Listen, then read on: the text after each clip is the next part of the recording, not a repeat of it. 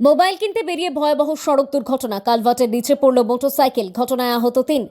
Mobile phone কিনতে বাড়ি থেকে বেরিয়েই সড়ক দুর্ঘটনার কবলে পড়লেন ৩ যুবক। জানা গেছে, মানিকনগর থেকে কাঁটাকোপড়া বাজারের উদ্দেশ্যে রওনা দিয়েছিলেন রিপন শেখ।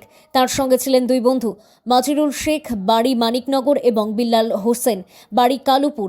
একটি মোটরসাইকেলে ৩ বন্ধু একসঙ্গে যাওয়ার সময় গোবিন্দপুর মাঠ এলাকায় চলছিল রাস্তা ও কালভার্ট নির্মাণের কাজ।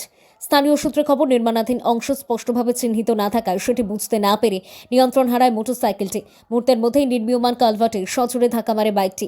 রাস্তায় ছিটকে পড়েন ৩ আরোহী। দুর্ঘটনার পর স্থানীয়রা দ্রুত আহতদেরকে উদ্ধার করে নিয়ে যান ডোমকল সুপার স্পেশালিটি হাসপাতালে। সেখানে প্রাথমিক চিকিৎসা দেওয়া হয়। চিকিৎসকরা জানান ৩ জনই আহত হয়েছেন। তাদের মধ্যে মাজিরুল শেখের অবস্থা তুলনামূলকভাবে গুরুতর আহত হওয়ায় তাকে উন্নত চিকিৎসার জন্য রেফার করা হয়েছে মুর্শিদাবাদ মেডিকেল কলেজ অ্যান্ড হসপিটালে। ঘটনার পর এলাকায় চাঞ্চল্যের সৃষ্টি হয়েছে। স্থানীয়দের দাবি, নির্মাণ কাজের স্থানে পর্যাপ্ত সতর্ক বার্তা বা সুরক্ষা ব্যবস্থা না থাকায় এই দুর্ঘটনাটি ঘটেছে। বিষয়টি খতিয়ে দেখছে। কালভেট নতুন তৈরি হয়েছে, কালভেটের ওখানে অ্যাক্সিডেন্ট হয়েছিল। অনেক মানুষজন, আমি টোটো চালাই, পাশ দিয়ে আসছিলাম, মানুষজন ধরে তুলে দিল গাড়িতে, নিয়ে আসলাম। পরিচয় নাই, অজ্ঞাত পরিচয় মানুষ, তো হসপিটাল নিয়ে এসে ভর্তি করলো।